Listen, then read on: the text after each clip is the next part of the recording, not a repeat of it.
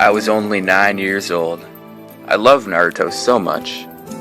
I would turn the channel to Toonami every day to see the latest developments on Tsunade's tits, Naruto and Hinata's relationship, and Tsunade's tits. Naruto is love, I would say. Naruto is life.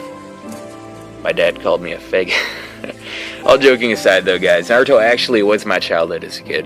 The characters were appealing and the plot was memorable to a young adolescent like myself at the time, and it'll forever hold a special place in my heart as the first anime I ever watched.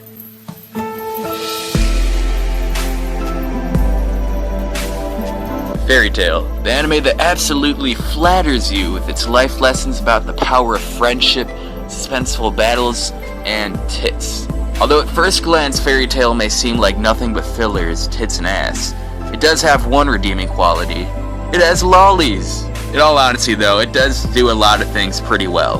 The character designs and animation are among the best I've seen, and this, coupled with intense battles between different guilds, combined with steaming hot character development, makes for a pretty interesting anime.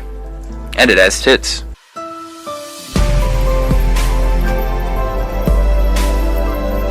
One Piece is one of those animes that everyone knows about, whether you've seen it or heard about it. Pretty much every avid anime fan knows what One Piece is about. Why is this, you ask? Well, for one, it's an enjoyable anime that's been running for the past 15 years. But aside from that, One Piece is so popular in Japan that it's practically worshipped.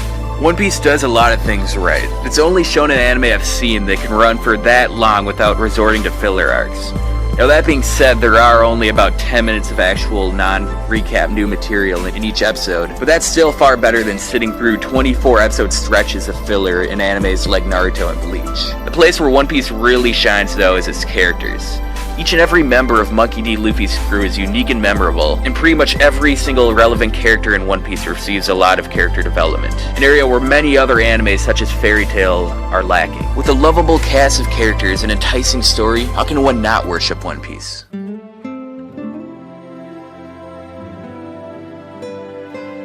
Pandora Hearts deviates from your typical shonen anime by incorporating the concept of time travel along with a captivating mystery. Pandora Hearts is a suspenseful shonen mystery anime about a 15-year-old boy named Oz Bizarrius who suddenly vanishes at his coming-of-age ceremony. Pandora Hearts is a lot different than your general shonen anime, not only because it incorporates a concept of time travel, but also because it's pretty much focused around unraveling the mystery surrounding Oz Bizarrius, the main character, rather than having the characters engage in intense magic battles for the entire anime. It's because of these fundamental differences that I enjoyed Pandora Hearts so much, and thus the reason that it's number 7 on this list.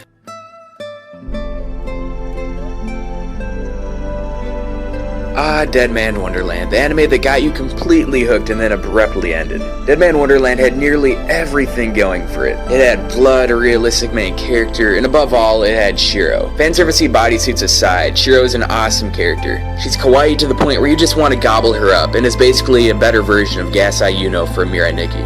Dead Man Wonderland did have one fatal flaw that prevented it from being a masterpiece though, and that is the fact that they left out a lot of characters from the manga and the anime. Had they not done this, it surely would have sold a lot better and probably placed higher on this list.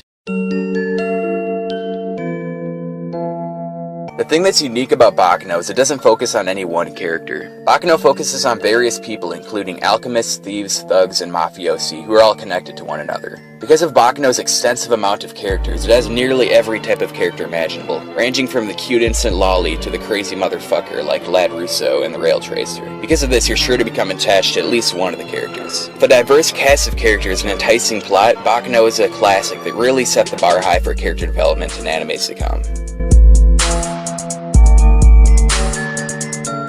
Eureka 7 is a heartwarming tale of a boy named Renten who dreams of joining the renegade group known as Gecko State, led by his idol Holland Novak, until one day the beautiful girl known as Eureka suddenly falls from the sky and offers to let him join. Now at first glance, Eureka 7 may seem cliche as all hell, but if you actually watch it through to the end, you'll understand just how magnificent it really is. Eureka 7 incorporates various themes throughout the anime, ranging from coexisting with other alien life forms to saving the ones that you love. In the end, Eureka 7 is an instant classic and truly deserves a number 4 spot on this list.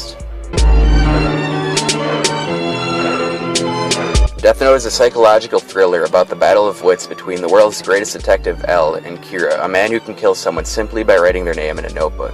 The thing Death Note does very well is every episode of the first season is so good that it's near impossible to stop watching at any given point because of how suspenseful the series is. In all honesty, the first 3/4 of Death Note is a 10 out of 10 masterpiece to me. It really is the reason that Death Note is considered by many to be one of the greatest animes of all time. The reason Death Note isn't number 1 on this list is, well, the second season is mediocre. It felt way too rushed in my opinion, and had they made it just as good as the first season, Death Note would probably be my favorite anime of all time.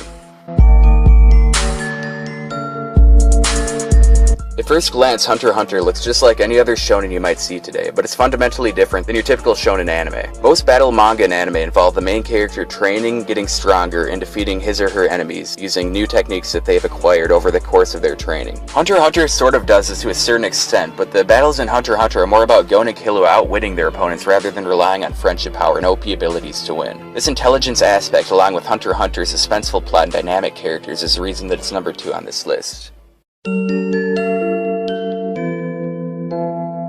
Shingeki no Kyojin is another anime that pretty much everyone knows about. Pretty much any Attack on Titan fan can tell you that the Eren X Levi Yaoi fan art all over the web, combined with Mikasa's ass, #Mikasa waifu, is what makes Attack on Titan so good. Attack on Titan's plot is so good that you're left hanging with blue balls after every episode wanting more. The only fault that I can find with the series, aside from a bipolar main character, is that it seems that with each and every new episode there's another mystery created and none of them ever seem to be answered. When will we find out what's in Eren's basement? When will we find out just what the Colossal and Armored Titans really are? When will we find out what the secret behind the walls is? The mysteries just keep on building. That being said though, Shingeki no Kyojin is an amazing anime, and if you haven't seen it yet, go watch it.